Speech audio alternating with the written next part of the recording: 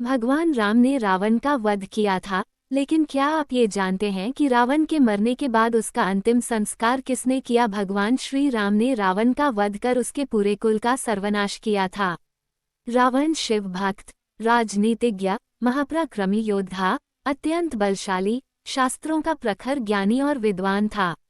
यही कारण है कि आज भी भारत के कई शहरों में रावण का दहन नहीं किया जाता, बल्कि उनकी पूजा की जाती है। ये हर कोई जानता है कि मर्यादा पुरुषोत्तम भगवान राम ने रावण का वध किया था, लेकिन क्या आप ये जानते हैं कि रावण के मरने के बाद उसका अंतिम संस्कार किसने और कैसे किया था? रावण की मृत्यु के बाद जब ये खबर उनकी पत्नी मंदोदरी को लगी तो वह दुखी हो गई और विलाप करने लगी। वह ये सोच रही थी कि रावण ज्ञानी होने के बाद भी बुरे कर्म करता रहा और अब उनका अंतिम संस्कार करने के लिए भी कोई नहीं बचा।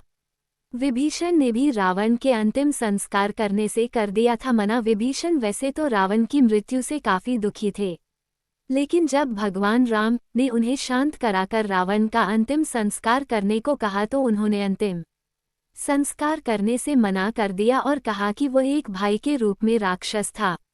जो रावण के साथ हुआ वो उसके पापों का दंड है, इसलिए वो उनका अंतिम संस्कार नहीं करेंगे। ऐसे में भगवान राम ने विभीषण को समझाया कि रावण महान विद्वान था। उन्होंने कहा कि मेरे लिए जैसे तुम हो वैसे ही रावण भी है, इसलिए रावण का भी अंतिम संस्कार पूरे विधि विधान से होना चाहिए। राम की ये बात सुनकर विभीषण ने अपना निर्णय बदल लिया और उन्होंने पूरे विधि विधान से रावण का अंतिम संस्कार किया। रावण का अंतिम संस्कार एक राजा की तरह किया गया। शास्त्रों के अनुसार विभीषण ने अपने भाई रावण की चिता को अग्नि दी और सिर झुकाकर उनके लिए प्रार्थना किया, जिसके बाद भगवान राम, विभीषण, लक्ष्मण और उनकी सेना वापस घर लौट आए।